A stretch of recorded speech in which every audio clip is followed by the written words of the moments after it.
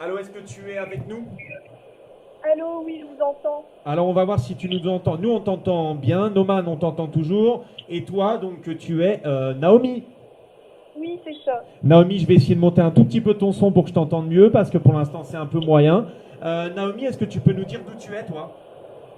Alors moi, je suis de Lille, je suis étudiante en sociologie à Voilà, l'université de Lille. parfait. Noman, tu es toujours avec nous? Toujours avec vous. Ok, donc du coup, Naomi, en fait, tu as accepté d'intervenir à l'antenne ce soir au Forum des luttes pour pouvoir, en fait, nous raconter un petit peu comment se passe le climat social en ce moment à Lille. Oui, oui. Alors vas-y, on te laisse un peu nous dire où en est le conflit social là-bas à Lille. Et puis je crois qu'il y a Saïd qui a quelques questions à te poser d'ailleurs. Ouais, moi j'aimerais bien que avant qu'on démarre les questions de fond, et tu nous expliques moi j'ai deux questions, qu'est-ce que le Parcoursup et la loi Vida? Éventuellement, si tu peux nous donner quelques mots là-dessus Alors, et ensuite d'y aller sur vos luttes. je vous entends pas très bien. Est-ce que tu m'entends mieux là? Oui, un peu mieux, oui. Alors, donc, la question c'était, est-ce que tu peux nous dire deux mots très rapidement sur le Parcoursup? Qu'est-ce que le Parcoursup et la loi Vida? Oui. Alors, alors c'est la réforme pour laquelle on se bat en tant qu'étudiant à l'université. Alors, cette réforme, c'est une vraie machine de tri. On sait déjà que l'égalité des chances, c'est du pipeau. On n'est pas face à une école républicaine où tout le monde a toutes ses chances. Alors déjà à l'université, seul un étudiant sur 10 est enfant d'ouvrier. Chacun traverse dans son parcours scolaire des épreuves de tri, qu'elles soient informelles et formelles. On sait déjà que selon les différences entre le modèle qui est valorisé par la famille et le modèle scolaire, il y a un écart qui se crée. Et ça va déterminer les chances pour l'enfant de réussir à l'école. On sait que les institutrices et les professeurs ne s'adressent pas de la même manière aux élèves selon leur milieu social, que le lycée ou l'école d'origine, le quartier d'origine ont une grande influence sur les chances de réussite de l'enfant à l'école. Et cette réforme-là, au-delà de cette sélection qui est inhérente à notre société, elle en rajoute. Alors déjà, il y a une réforme qui s'applique au bac. Avant, un bac, ça suffisait pour aller à l'université. C'était la première étape du parcours de l'enseignement supérieur. Il en ouvrait la voie. Mais avec la réforme, le bac perd ce rôle. Alors avec ce qui va être mis en place, 40% des épreuves du bac seront en contrôle continu. Donc c'est assez disqualifiant parce que ça va dépendre du lycée de l'élève. Ce sera plus une épreuve unique. Ces 40%, ça va s'appliquer selon les volontés de l'établissement, le lycée. Et aussi, il y aura un grand oral que chaque élève devra passer, notamment face à un professionnel, donc qui va déterminer le projet de l'élève. Et c'est vraiment un nouveau moyen de nous formater au monde du travail dès le lycée. Et un grand point aussi qui a beaucoup agité dans la mobilisation étudiante au niveau du bac, c'est que en tant que lycéen, pour se préparer à l'enseignement supérieur, il faudra répondre à des attendus. Alors ces attendus, ils ont été publiés par le gouvernement très tôt avant le vote ils ont été publiés très tôt avant le vote de la loi. Donc c'est pour dire qu'on a un gouvernement qui est très confiant. Parce qu'il a mis Parcoursup en place avant le vote de la loi, ce qui est illégal. On pouvait s'inscrire sur Parcoursup avant que la loi passe. Les attendus, ils nous les ont balancés comme ça, en sachant que ça allait passer, qu'on n'allait pas trop être en colère. Et ils sont vraiment loin de la réalité et du bagage du lycéen. À titre d'exemple, pour faire psycho à l'université, on demande des connaissances scientifiques. On sait qu'il y a beaucoup de lycéens en filière littéraire qui veulent aller en psychologie et qui n'ont pas ces connaissances scientifiques. Donc ça met déjà la pression vraiment aux lycéens. Et on nous demande aussi, par exemple, un module droit dès la seconde pour faire du droit, comme si un lycéen, dès la seconde, savait ce qu'il allait faire dès le début. Oui, là, on voit bien que on s'oriente vers le modèle anglo-saxon. Ça veut dire que on va Là, est-ce que tu m'entends mieux? On s'oriente vers le modèle anglo-saxon. Ça veut dire qu'on va sélectionner les gens et en fait, que tu aies le bac ou pas, que tu aies le bac, eh ben, c'est pas sûr que tu aies un accès à l'université. Oui, c'est fou quand même, mais ça va dans cette logique de vraiment de compétition, de sélection qui est inhérente à notre système capitaliste. Et aussi, bien qu'il y a aussi une réforme de la licence qui vraiment qui concerne beaucoup d'étudiants à l'heure actuelle qui se sentent qui en a révolté beaucoup. C'est que la licence, elle fonctionnera par module. Chaque cours sera indépendant des autres et sera validé. Et ça signifie la fin de la compensation des UE. Ça veut dire qu'avant, un étudiant avait 9 au premier semestre et 11 au deuxième, il passait. Maintenant, c'est fini. Ça veut dire qu'une fois passé cette grosse sélection à l'entrée de l'université, on augmente celle qu'il y avait déjà dans la licence. Parce que on veut encore trier encore plus les étudiants qui ont passé ce cap du bac. Et on nous parle également d'adapter chaque licence à ses débouchés. Alors ça veut vraiment rien dire parce qu'une licence de base c'est pas professionnalisant. Les débouchés ça dépend de ce qu'on fait après, du master qu'on fait ou du concours qu'on fait. Et on voit que là vraiment le gouvernement il veut démolir l'université, il veut la soumettre toujours plus aux intérêts du marché. Bon, faut pas se voiler la face. On dit que l'université c'est dès le début c'est pas quelque chose qui est en dehors du monde social, c'est au sein du monde social et ça participe à la reproduction des inégalités. Mais là c'est vraiment encore pire. On veut la casser, on veut que ce soit.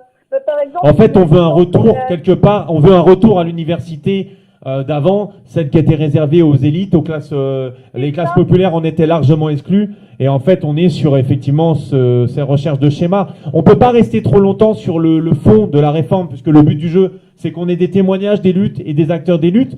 Mais par contre, aujourd'hui, les libéraux, enfin ceux qui sont les soutiens de la réforme, nous disent deux choses.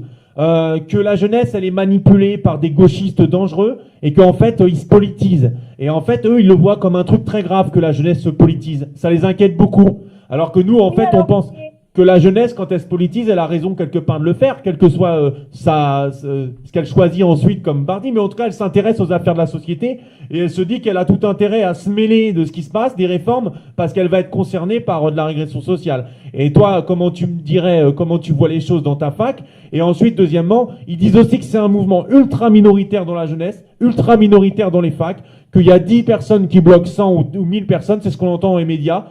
Est-ce que toi, tu penses qu'il est vraiment minoritaire, ce mouvement, ou est-ce que tu as l'impression quand même qu'il prend vachement de l'ampleur et qu'il commence même à être majoritaire dans les facs? Alors, d'abord, je vais parler d'un peu ce qu'on fait contre cette réforme à la fac. Alors nous, par exemple, à l'université de Lille, on a créé le collectif de résistance à la sélection. Donc un mouvement qui est autonome et qui a pour but on a beaucoup milité, on a tracté, on a discuté des étudiants avec les étudiants de ce qui allait se passer. On a vu que les étudiants étaient ce qui les révolte le plus, c'est ce qui touche la licence, par exemple la fin des compensations. On sait que beaucoup d'étudiants comptaient sur ça pour par exemple les étudiants qui travaillent en même temps de leurs études, ils comptaient sur cette compensation en fait pour obtenir leur diplôme et ça les a révoltés. Donc on a fait beaucoup d'interventions dans les amphithéâtres. On a eu des réponses à ces interventions assez mitigées, par exemple des enseignants qui nous laissaient pas entrer ou qui nous agressaient en nous voyant entrer. On a quand même on a réussi à avertir les étudiants et beaucoup se sont ralliés à nous grâce à ça. On fait encore on a fait des assemblées générales dans les couloirs pour que les gens qui passent nous entendent, pour que les étudiants qui n'étaient pas au courant viennent vers nous et qu'on en discute. Vous avez eu de la répression? Est-ce qu'il y a eu de la répression policière? Est-ce qu'il y a eu des attaques? Moi, j'ai entendu dire qu'il y avait eu des attaques de fascistes dans les facs. Est-ce que Lille, vous avez été concerné malheureusement? Oui, alors oui, on a eu par exemple lors du AG à Lille 2, on a eu l'extrême droite qui est arrivée. On a essayé de faire un barrage devant en fait, on faisait une assemblée générale en amphi et ils sont arrivés. On a essayé de faire barrage devant, mais il y a eu quand même des coups qui se sont portés. Il y a eu beaucoup de réactions sur les réseaux sociaux de l'extrême droite qui essayaient d'instrumentaliser ce qui s'était passé, de mentir, qui disaient que c'était les antifas qui les avaient attaqués en premier, que l'extrême gauche était violente et oui, on a eu des tentatives d'inverser la situation et surtout beaucoup de réactions d'extrême droite par exemple qui venaient autour des rassemblements, qui envoyaient des menaces à certains militants et ça s'articulait aussi beaucoup autour des réseaux sociaux. Et aussi, ce dont je voulais parler, c'est qu'on a contre cette réforme, on a réagi en créant l'île 0 à l'université. Alors parce que à l'université de Lille, avant qu'on l'appelle comme ça, il y a l'île 1, l'île 2, l'île 3, et là, l'île 0, en fait, c'est une université... L'île 0, alors c'est quoi l'île 0? C'est une université libre et autonome, autogérée. Libre et non faussée. Ah non, ça c'est autre chose. Libre et autonome. Oui, libre et autogérée. Alors en fait, nous, en réaction à cette logique de sélection, de trier, on s'est dit pourquoi ne pas faire l'inverse.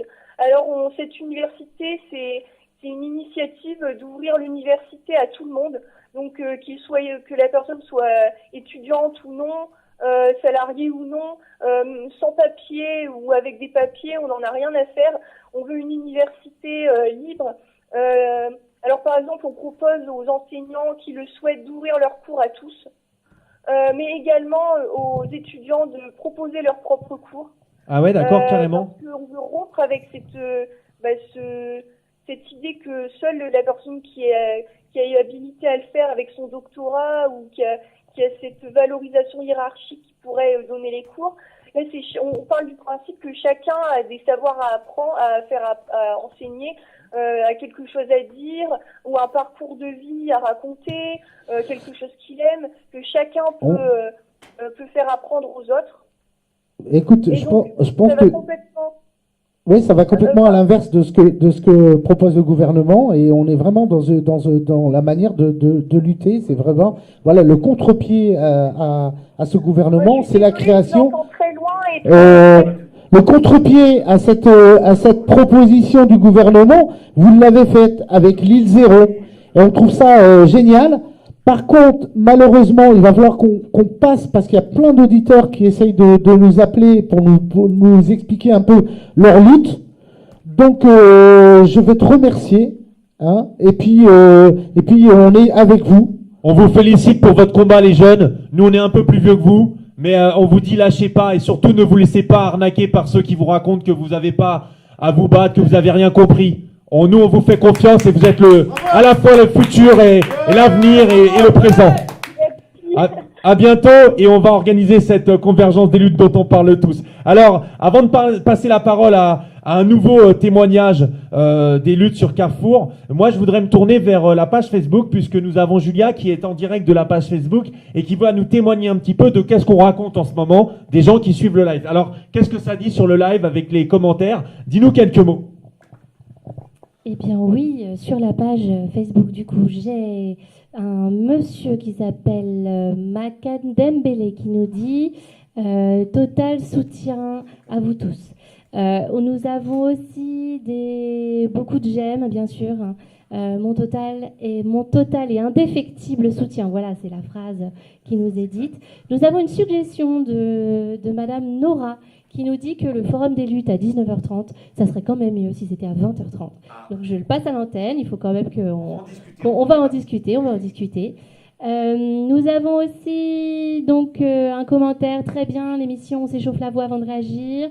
Très bien, très bien. Et puis voilà, quoi, on a beaucoup de soutien et vraiment le Forum des luttes, c'est fait pour tout le monde. Donc n'hésitez pas à intervenir en direct sur la page Facebook et sur notre numéro de téléphone qui est le 06 58 23 81 70.